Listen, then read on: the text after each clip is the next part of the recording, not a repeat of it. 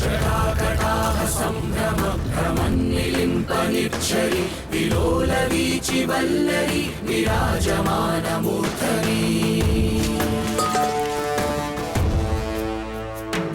ధగద్ధగద్ధగజ్వలల్లలాటపట్టపావకే కిశోర చంద్రశేఖరే ప్రతిక్షణం మమ. అమ్మయ్యా, థ్యాంక్స్ అండి, విడిపించేశారు. దేవసేన ఎలా ఉన్నారండి అసలు?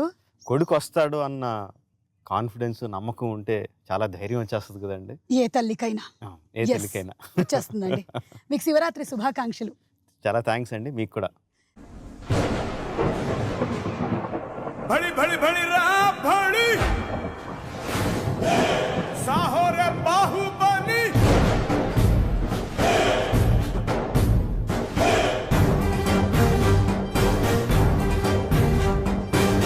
भड़ी भड़ी भड़ी रा भड़ी साहो रे बाहुबली.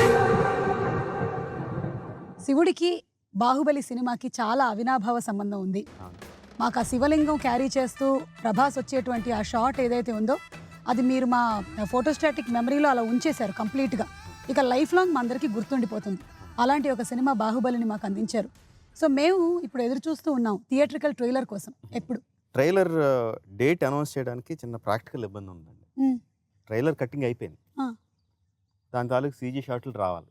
మేము పలానా సీజీ షాట్లు వచ్చిన తర్వాత మేము దానికి డిఐ చేసో సౌండ్ అంతా ఫిక్స్ చేసి చేయడానికి ఇంకొన్ని రోజులు, ఒక 2-3 రోజులు ఎక్స్ట్రా పడుద్ది. మేము డేట్ అనౌన్స్ చేసాం అనుకోండి, స్టూడియో వాళ్ళు ఆ డేట్కి ఇస్తారు.